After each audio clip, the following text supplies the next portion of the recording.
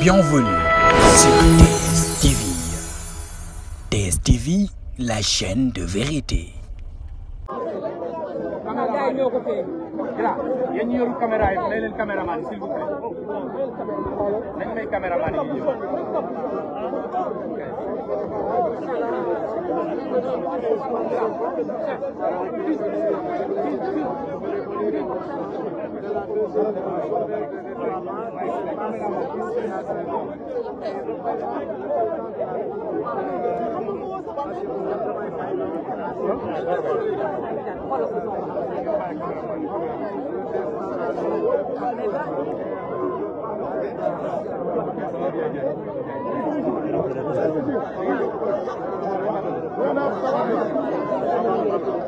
mi ngi noonu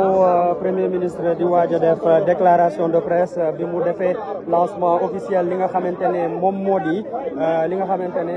di lancement officiel seetal sunu réew tey fii nii ci Ndar ci plage bu Langue de Barbarie mi ngi waaj a def une déclaration de presse ñu ngi xaar presse bi mettre en place di fàttali ni tey fépp foo mënti dem ci Sénégal la mobilisation elle est de rigueur jeunes yaa ngi mobilisé wu à Touba à Diourbel à Mbacké ici à Saint-Louis à Dakar aussi fépp foo xamante ne ci réew mi la autorités yi ñi ngi ànd ak askan bi ngir gérer li nga xamante ne moom moo di le nettoiement.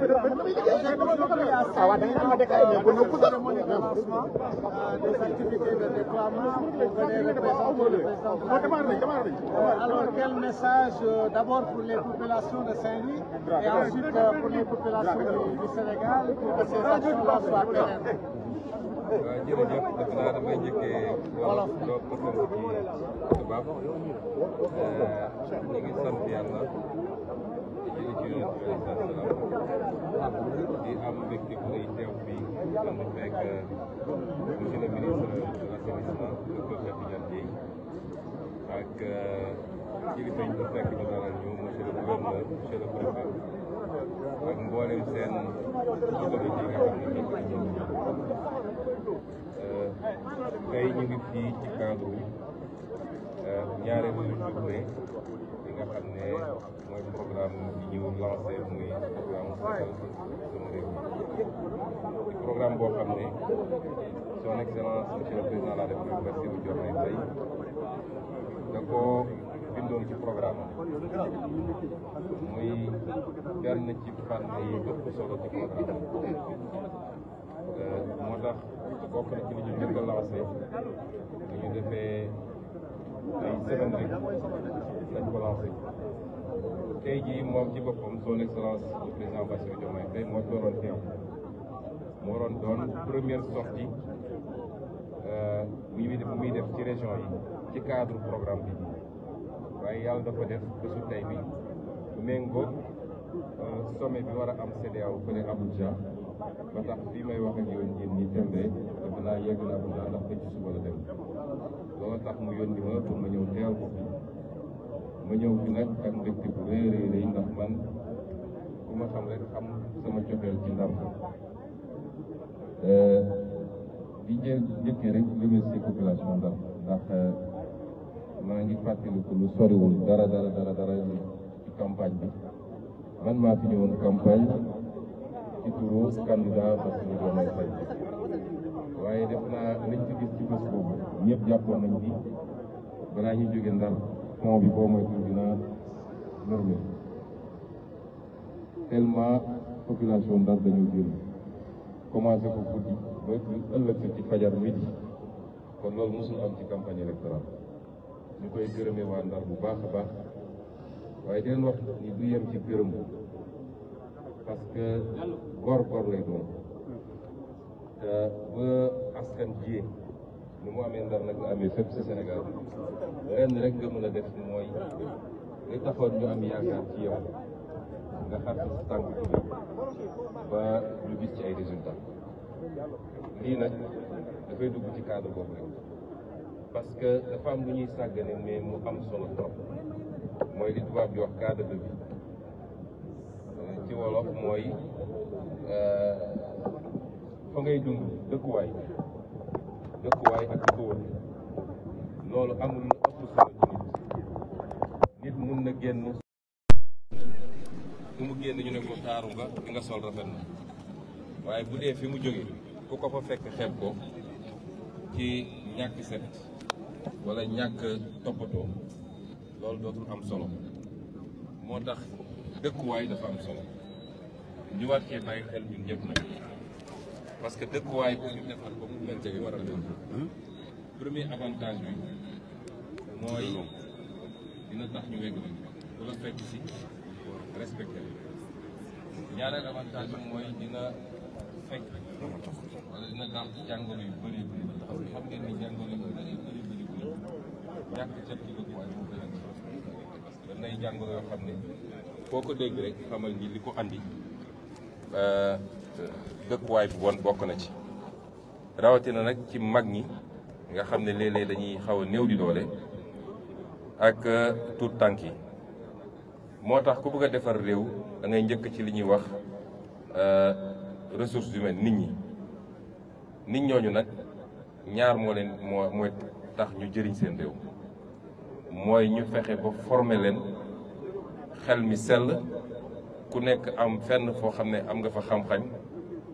boo mën a jëriñee réew mi waaye ñaar bi mooy yaram yi aussi wér ñaar yooyu boo ko boolee di nga am des ressources humaines de qualité loolu tax président de la république jox bi bés bi cër ñu xam ni it la ñu bëgg ci Sénégalais yi mooy ñu saxal ko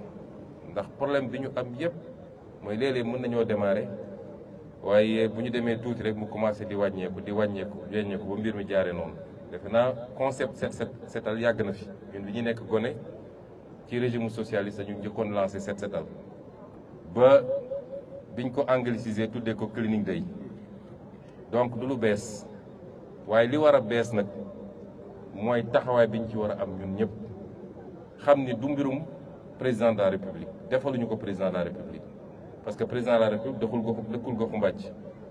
dëkkul Colobane dëkkul Tilène dëkkul fii ak fii kon suñu defaree koñ yi ñun ñi fa dëkk ñoom ñoo ciy njëkk a profité balaa muy doon président de la république kon ñu fexe ba loolu ñu taxawal ko ñu saxal ko parce que ci liggéey réew am na loo xam ne mbirum nguur la mbirum état la waaye ci beneen pàcc bi am na loo xam ne mbirum population yi la ñoom ñoo mën a lënkaloo joxante loxo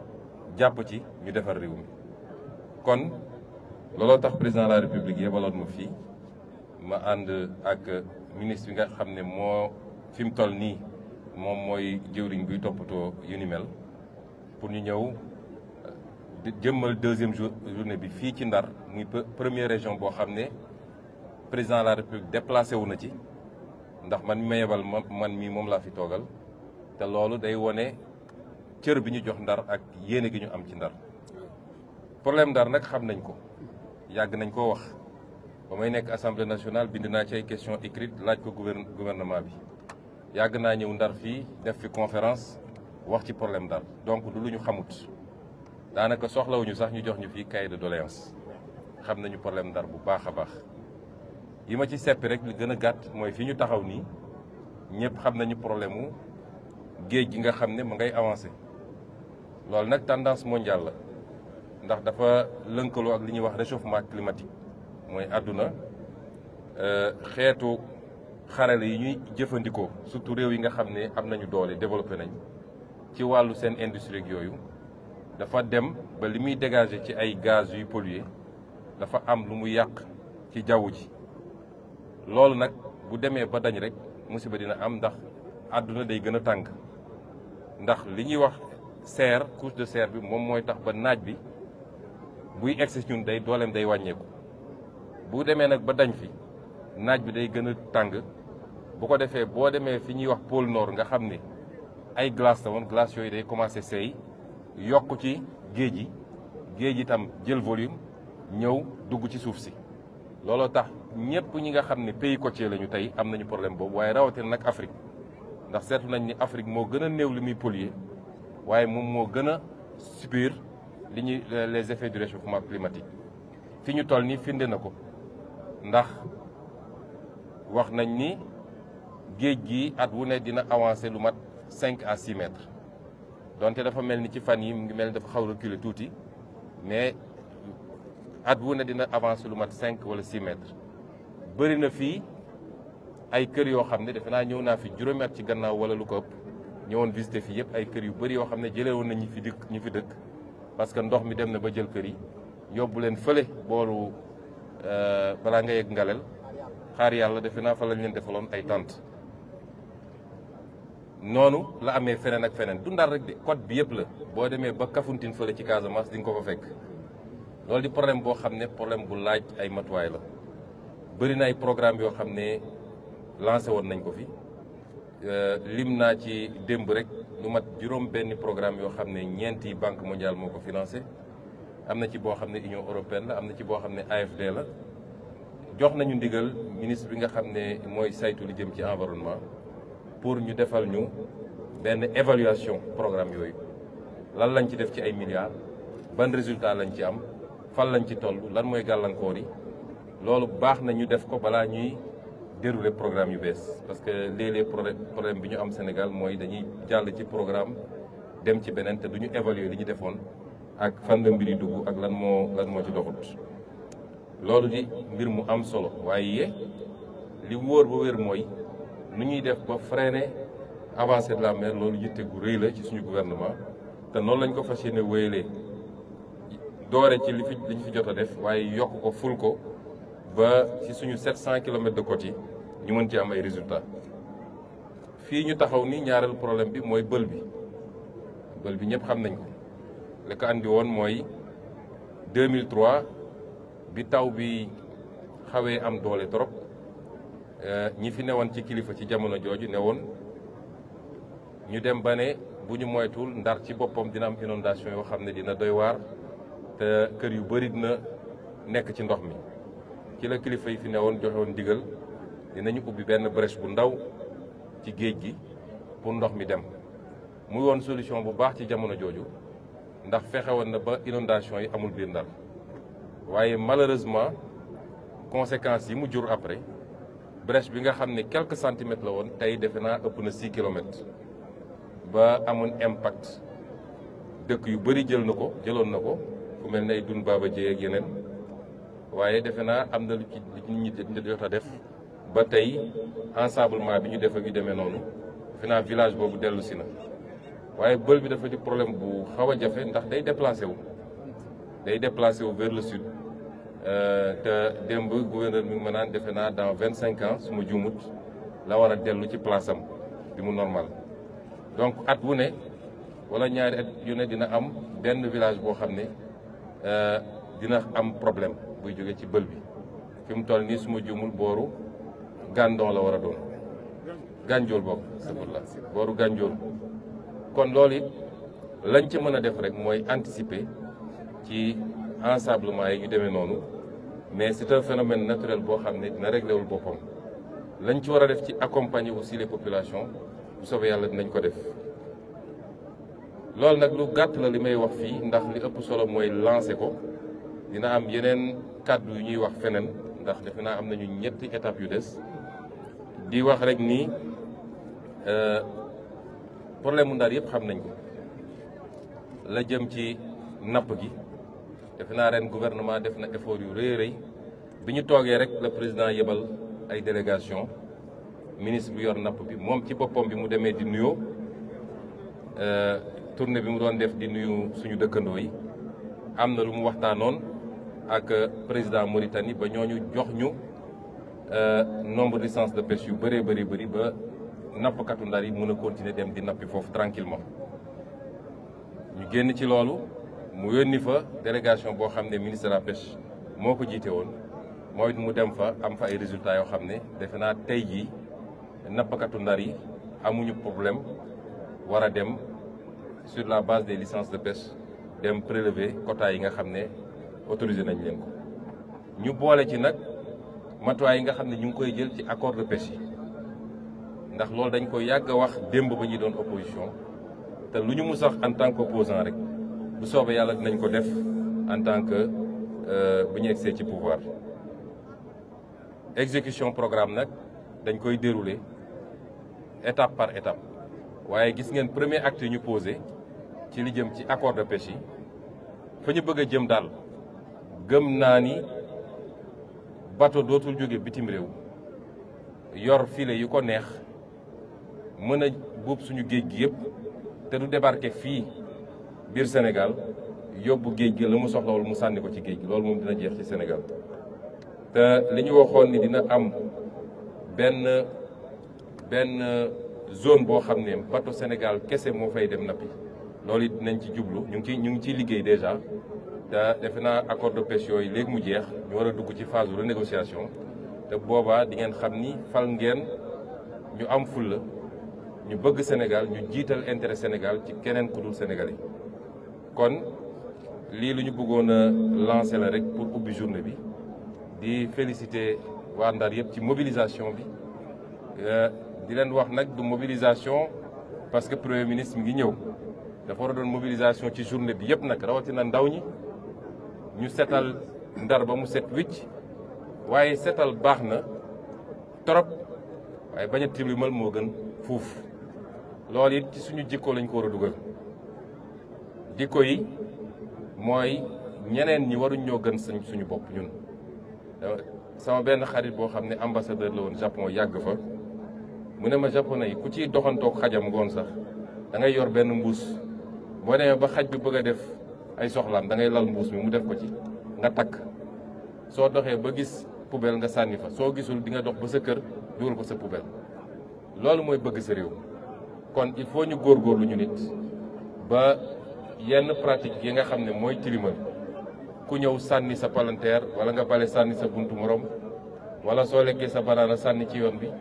yooyu yëpp ñu ciy góorgóorlu parce que ñàkk a tilimal moo gën fuuf war a nettoyer après kon loolu it message bu ñuy lancer te xam nañ ni waa Ndar kenn du leen ci jiitu ndax ku wax Ndar wax civilisation ku wax Ndar wax yiw tey dal en loolu la ñu mandargalee Ndar kon gëm naa ni waa Ndar kenn du leen jiitu ci nouveau citoyen boobu ñu bëgg nga xam ne day am préoccupation ci saa su ne ci liy rafetal wala liy setal dëkk bi donc en français je voulais simplement dire que. monsieur le premier ministre nga baal ma rek da nga nekk ci jamono fii ñu nekk suñu gannaaw mu nekk plateforme gazière nga xam ne ni ñëwoon nga fi amoon na lu ci bëri la ci wax. loolu dinaa ci wax mais ci beneen étape laa ko prévoir. xam naa ni fii moo ci gënoon a jekk ndax mbir mi defe naa mi ngi fii ci kanam waaye dinañ ci waxtaan bu ci kanamee. waaw dinañ ci waxtaan waaye su dee wàllu mool yi rek ñu wax ni dinañ jël matuwaay yëpp parce que gis nga pétrole ak gaz luy jeex la énergie fossile la non renouvelable ak noo ci bëri la tôt ou tard dafay jeex waaye napp gi moom du mus a jeex ah xanaa yàlla tukkal àdduna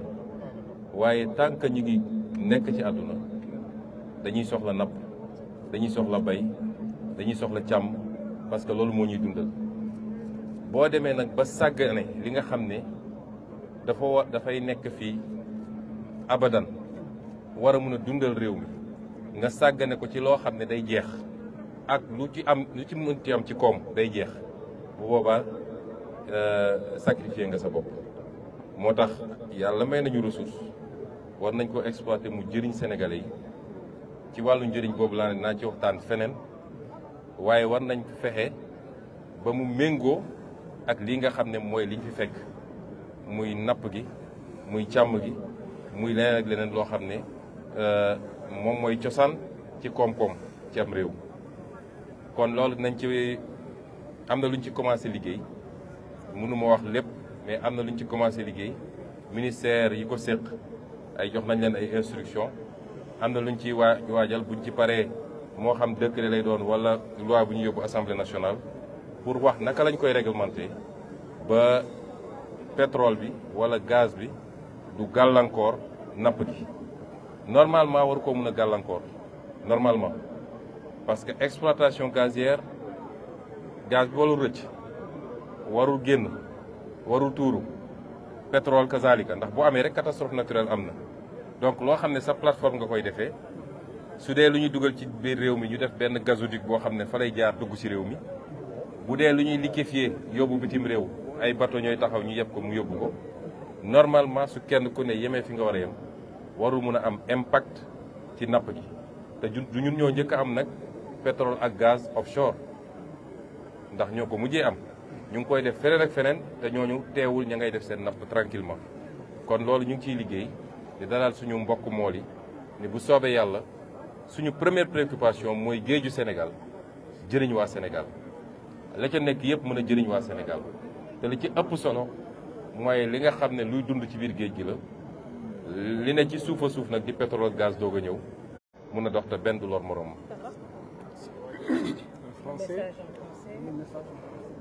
Donc nous sommes très heureux d'être là à Saint-Louis aujourd'hui pour représenter son Excellence Monsieur le Président de la République Bassirou Diomaye Diakhar Faye, qui aurait dû être lui-même ici aujourd'hui, puisqu'il a été retenu qu'à chaque journée du programme Setal Suñu Réew, les différentes autorités sortiraient de Dakar pour beaucoup de plaisir,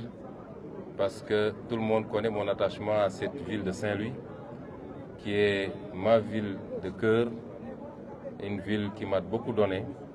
Et j'ai été très heureux d'avoir été désigné pour venir représenter Monsieur le Président de la République, accompagné de Monsieur le ministre de l'Assainissement, le docteur Cheikh Tidiane Dièye et son équipe, qui sont les maîtres d'œuvre de cette journée. Et nous y avons trouvé les représentants de l'État, notamment Monsieur le gouverneur de Saint-Louis, Monsieur le préfet. Et nous remercions les populations saint-louisiennes pour l'accueil qu'ils nous ont réservé déjà hier quand on arrivait assez tardivement, mais également pour cette mobilisation pour donner forme à cette journée qui occupe une place extrêmement importante dans l'agenda du président de la République. Vous savez, les questions d'hygiène, nous avons tendance à les négliger. Mais quand on parle de développement, aucun développement ne peut se faire sans hygiène, sans un cadre de vie assaini, adéquat. Et il n'est qu'à voir ce qui se passe dans les pays dits développés pour comprendre que c'est l'un des signes les plus visibles du développement. La capacité à prendre en charge son cadre de vie, à le rendre propre et assaini. Mais il ne faut pas qu'on pense que c'est l'apanage des pays développés. Personne n'a plus droit à la santé, à l'hygiène, à la propreté. Ça doit être une préoccupation simplement humaine, une préoccupation de développement social avant d'être la base du développement économique. Et c'est pourquoi le président de la République a placé cette préoccupation au centre de son agenda. Je disais que ce n'est pas l'apanage des pays développés, parce qu'ici en Afrique, si vous prenez l'exemple du Rwanda, ils ont réussi ce pari. Et avec la combinaison des efforts de l'État, qui n'a pas beaucoup de moyens, ni au Rwanda, ni au Sénégal, mais avec la participation volontaire des populations pour suppléer un peu à ces carences de l'État, en attendant que l'État puisse développer un peu plus ses moyens et petit à petit monter en puissance. Et c'est pourquoi le président de la République a voulu en faire une journée nationale, mais surtout une journée pérenne. Parce que le vrai problème que nous avons au Sénégal,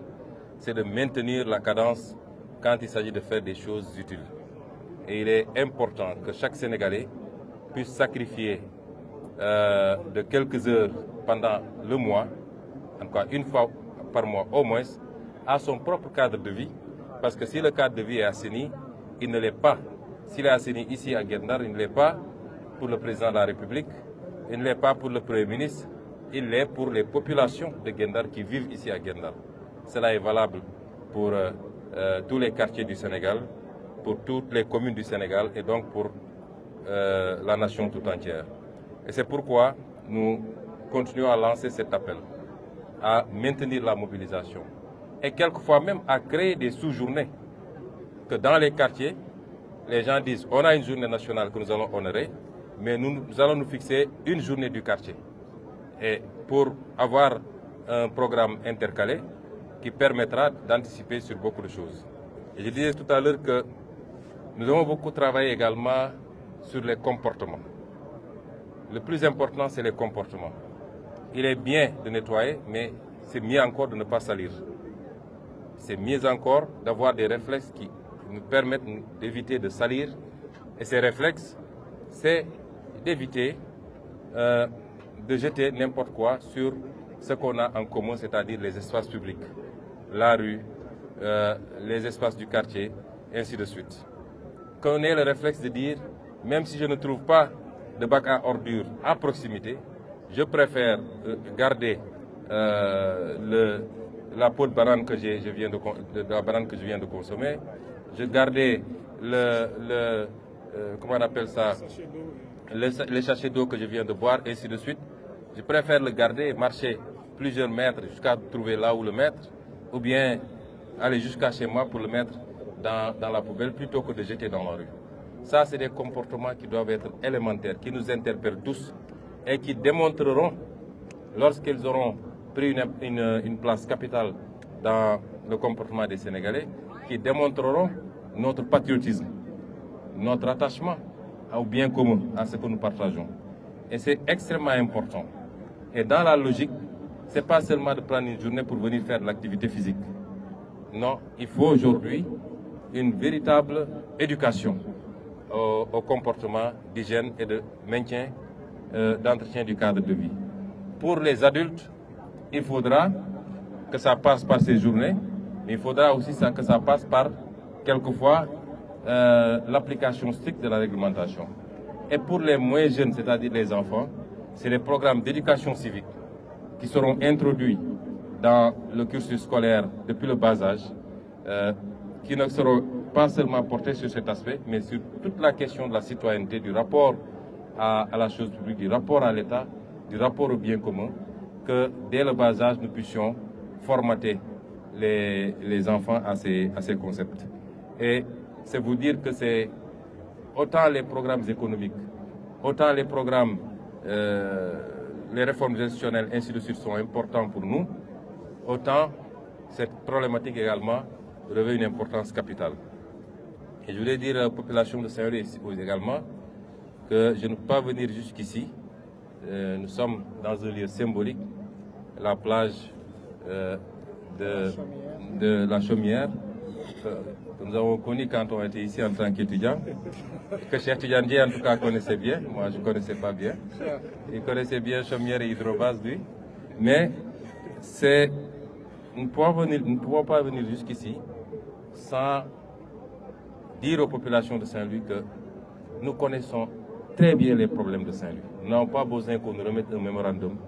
nous n'avons pas besoin qu'on nous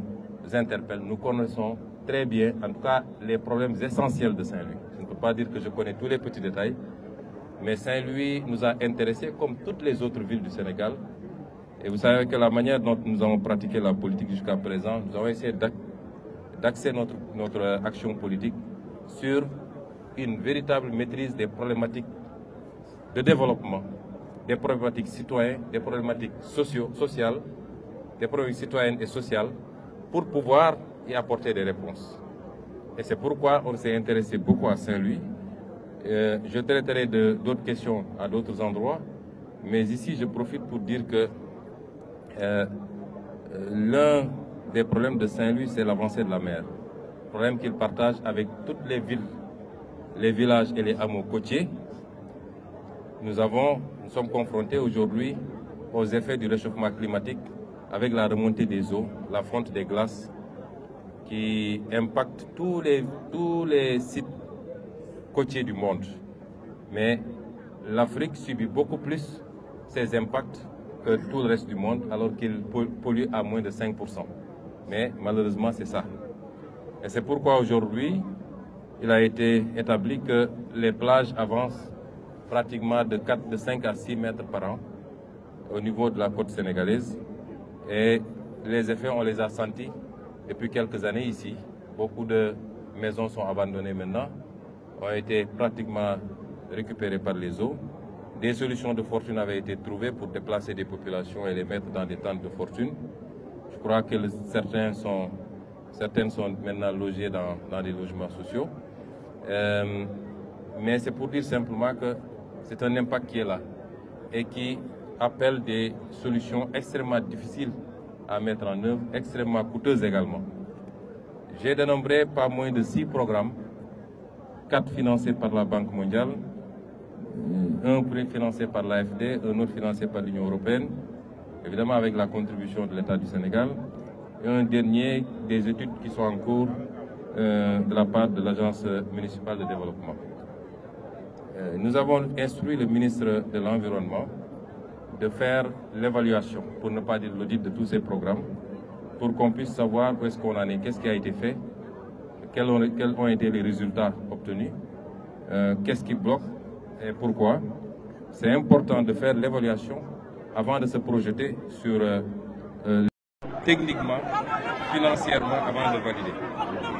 Je ne peux pas aujourd'hui qu'on me dise qu'on avait fait une erreur d'évaluation. Ce n'est pas possible. Ça, c'est la première chose. l'ONAS n'est pas une entreprise débutante. C'est une société qui existe depuis très longtemps, qui a l'habitude de faire des études et des ouvrages. On ne peut pas me dire que sur le programme des 10 villes, l'ONAS s'est trompé et qu'au lieu de 60 milliards, on avait besoin de 100 milliards par exemple. Si c'était le cas, déjà, il y a une faute. Il y a cette faute-là. Mais je ne pense pas, ce n'est pas un argument qu'on peut recevoir, premièrement.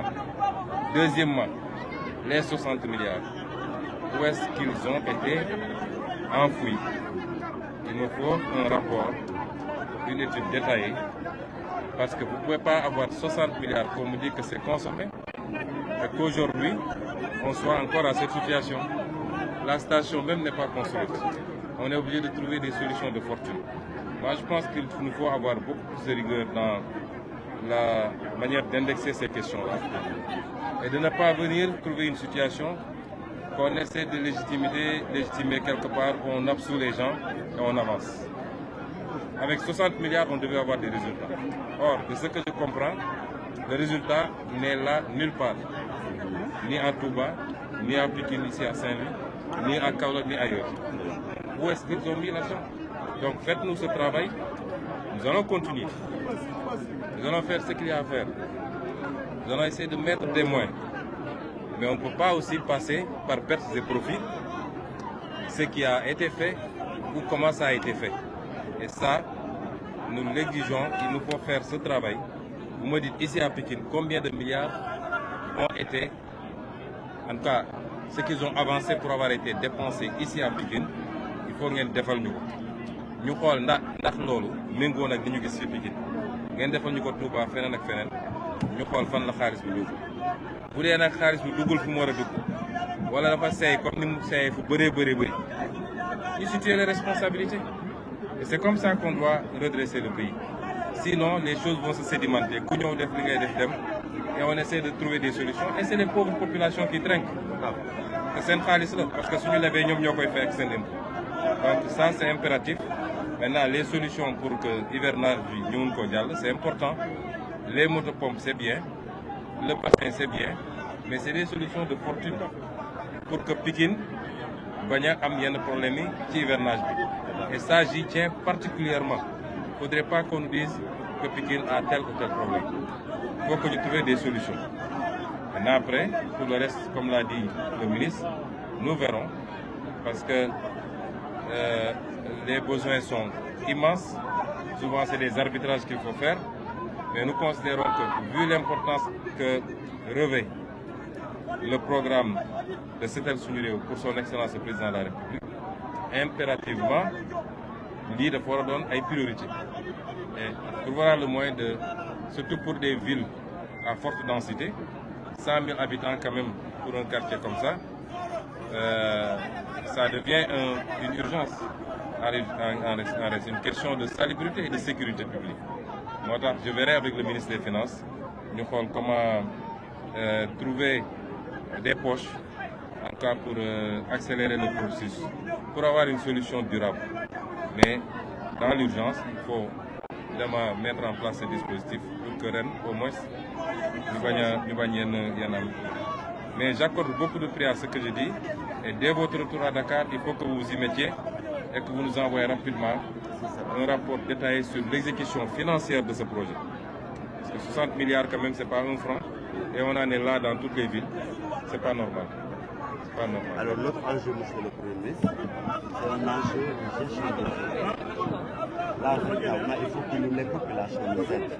à ne pas transformer nos canalisations en dépotoir. Parce que là, ça coûte très cher d'y repasser chaque fois pour pouvoir faire un curage. Alors, d'une part, on n'a pas de ressources suffisantes pour faire le curage de l'ensemble des canaux. Ici, à Pékin, nous avons 10 km de réseau utilisé. Nous n'avons plus alloué que 5 km pour le curage qui sera fait avec les entreprises. Et ça signifie qu'il faut que la mobilisation sociale nous aide dans l'urgence à pouvoir compléter sur le réseau. Voilà, que toutes les autres, que le privé vienne également à la ressource partout pour nous aider véritablement à pouvoir atteindre un taux de 100% de curage.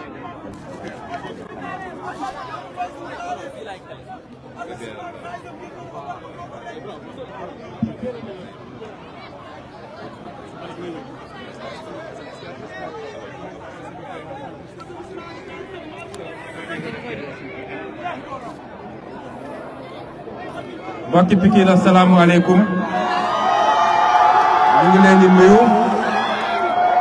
di leen ziar di leen masawit ci naaj bu tàng bi di leen masawit ci situation bi ñu gis fii tey dañ fay ñëw ci turu son excellence le président Bassirou Diomaye Faye muy ñaareelu bés bu ñu jagleel lépp lu jëm ci setal suñu réew nag mi ngi doore ci setal suñu gox loola tax tey président moo fi waroon ñëw waaye am na gàllankoor bu tax mu waroon tukki mu yebal ma fii ñu wax leen nag ni ñun duñu ñoo xam ne dañuy fal ñu dem tëju ci ay bureau fàtte askan wi lu bëri suñ ko gisee ñenn ñi dañ naan lii populisme la bu dee lii mooy populisme ñun dinañ doon les premiers populistes du monde waaye suñu gis-gis mooy soo buggee jiite ay nit da ngay jaxasoog ñoom di nekk ak ñoom di xam seen tawat ak seen jàmbat ñu lay gis di la dégg nga bañ a aju di leen xeeb looloo tax nag muy man muy samay ministre ci gouvernement bi rawatina son excellence le président Bassirou Diomaye Faye moom ci boppam saa su jàppandee rek dinañu dem fekki askan wi waxtaan ak ñoom déglu seeni jàmbat waaye wax leen it ci li ñu nekk ak fi ñu jëm parce que loolu dafa am solo li ñuy liggéey askan wee ko war a yenul boppam waaye pour loolu am il faut que askan wi di xam fan la ñu jëm ndax ku xamul foo jëm mënu la gunge kon tey ñu ñëw fi ci cadre bi ma wax léegi ni maa ngi masawu waa Pikine ndax kenn ci ñun bëggul dëkk wala dund ci condition yu mel nii kenn bëggu ko te lii dafa war a dàkk ci Sénégal wax naa léegi monsieur le directeur général ONAS ak monsieur le ministre de l'assainissement gannaaw bi ñu waxee problème bi am fii li ñu leen njëkk a digal mooy bu ñu demee nañu def évaluation te jox naa leen semaine pour ñu andil ñu résultat ñu wax ñu programme bi nga xam ne nee nañu dañu jëloon fukki dëkk ci Sénégal war faa def 60 milliards pour dëkk yooyu ñu def fa assainissement te Pikine bokkoon ci nañ ñu wax 60 milliards yooyu fan la ko gars yi dugal ba tax tey jii station bi ñu waroon tabax fii nga xam ne moo waroon a parce que problème bi am fii mooy canal bi ñu defar niveau bi mu nekk dafa suufe par rapport ak niveau géej gi pour ñu mottali ko il fallait ñu def fii benn station d'épuration boo xam ne mooy relever ndox mi traité ko doo ko mën a génne lan moo tax ba tey station boobu tabaxuñ ko te nee ñu xaalis bi seey na dem yoonam monsieur le directeur général bëgg naa nga defal ñu ci rapport loolu benn la ñaareel bi jox nañ leen ndigalit lañ ci war a def dinañ ko def pour ñu yeggali liggéey bi ci ni mu gën a gaawee incha allah waaye ci diggante bi ñëpp xam nañ ni ci nawet lañu jëm wala dugg nañ ci sax daanaka kon jox nañ leen digal pour solution yi ñu bëgg a def mooy bassin bi ñuy def fii ak moto pompe yi nga xam ne ministre de l'assainissement lu mat fukki moto pompe dinañ ko jox gouverneur ñu placé ko fii ba nga xam ne lu ndox mi bëri techniquement financièrement avant de valider. Je ne peux pas aujourd'hui qu'on me dise qu'on avait fait une erreur d'évaluation. C'est pas possible. Ça, c'est la première chose. l'ONAS n'est pas une entreprise débutante. C'est une société qui existe depuis très longtemps, qui a l'habitude de faire des études et des ouvrages. On ne peut pas me dire que sur le programme des 10 villes, l'ONAS s'est trompé et qu'au lieu de 60 milliards, on avait besoin de 100 milliards par exemple. Si c'était le cas, déjà, il y a une faute. Il y a cette faute-là. Mais je ne pense pas, ce n'est pas un argument qu'on peut recevoir, premièrement. Deuxièmement, les 60 milliards, où est-ce qu'ils ont été enfouis?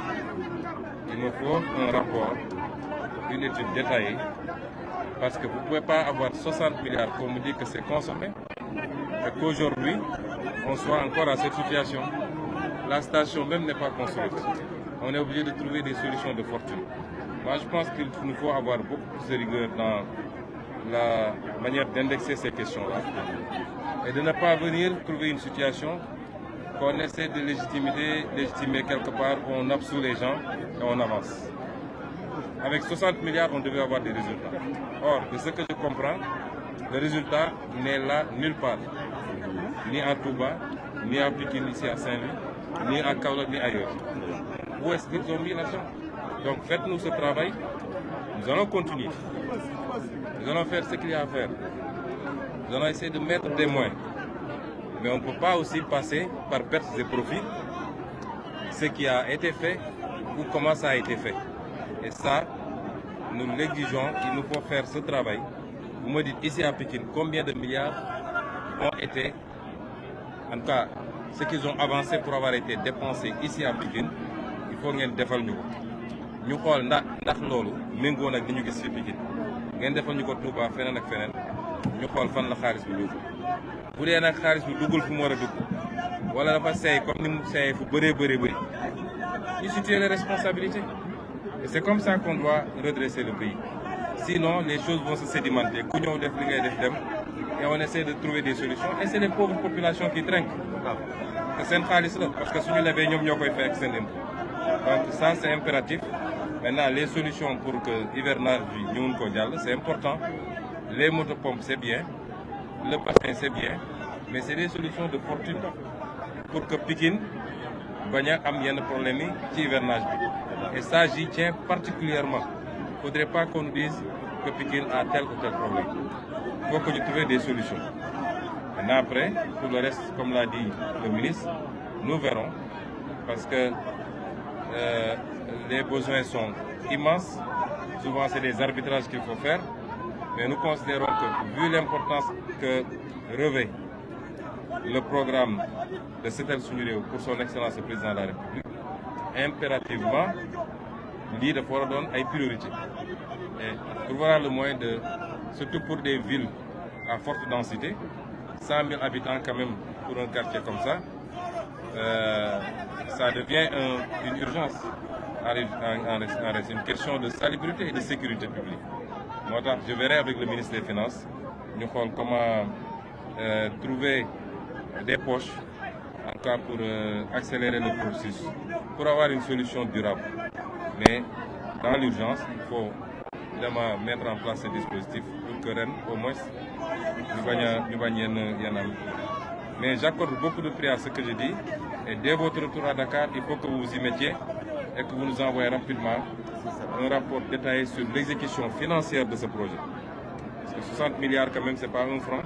Et on en est là dans toutes les villes. C'est pas normal. C'est pas normal. Alors l'autre enjeu, monsieur le Premier ministre, c'est un enjeu de gestion de l'eau. Là, véritablement, il faut que les populations nous aident à ne pas transformer nos canalisations en dépotoir. Parce que là, ça coûte très cher d'y repasser chaque fois pour pouvoir faire un curage. Alors, d'une part, on n'a pas de ressources. des hommes pour faire le tour de l'ensemble des Canadiens. Ici à Pékin, nous avons 10 km de réseau autorisé. Nous n'avons plus alloué que 5 km pour l'éclairage qui sera fait avec les entreprises. Mais ça signifie qu'il faut que la mobilisation sociale nous aide dans l'urgence à pouvoir compléter sur le réseau. Voilà, que toutes les autres, que le privé vienne également à la ressource partout pour nous aider véritablement à pouvoir atteindre un taux de 100% de curage.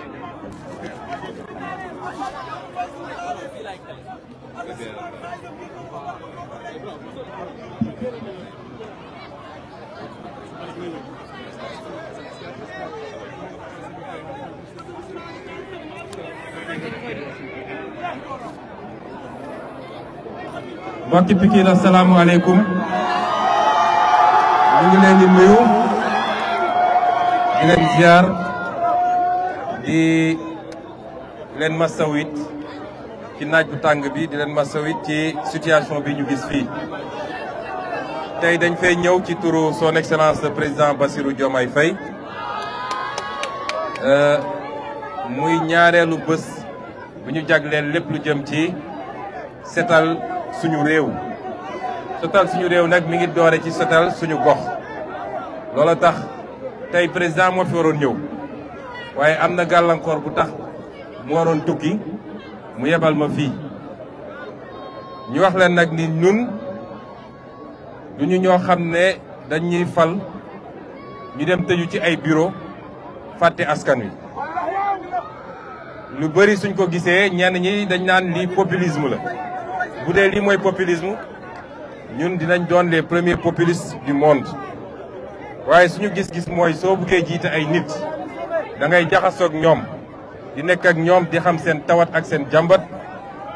ñu lay gis di la dégg nga bañ a aju di leen xeeb looloo tax nag muy man muy samay ministre ci gouvernement bi rawatina son excellence le président Bassirou Diomaye Faye moom ci boppam saa su jàppandee rek dinañu dem fekki askan wi waxtaan ak ñoom déglu seeni jàmbat waaye wax leen it ci li ñu nekk ak fi ñu jëm parce que loolu dafa am solo li ñuy liggéey askan wee ko war a yenul boppam waaye pour loolu am il faut que askan wi di xam fan la ñu jëm ndax ku xamul foo jëm mënu la gunge kon tey ñu ñëw fi ci cadre bi ma wax léegi ni maa ngi masawu waa Pikine ndax kenn ci ñun bëggul dëkk wala dund ci condition yu mel nii kenn bëggu ko te lii dafa war a dàkk ci Sénégal wax naa léegi monsieur le directeur général ONAS ak monsieur le ministre de l'assainissement gannaaw bi ñu waxee problème bi am fii li ñu leen njëkk a digal mooy bu ñu demee nañu def évaluation te jox naa leen semaine pour ñu andil ñu résultat ñu wax ñu programme bi nga xam ne nee nañu dañu jëloon fukki dëkk ci Sénégal war faa def 60 milliards pour dëkk yooyu ñu def fa assainissement te Pikine bokkoon ci nañ ñu wax 60 milliards yooyu fan la ko gars yi dugal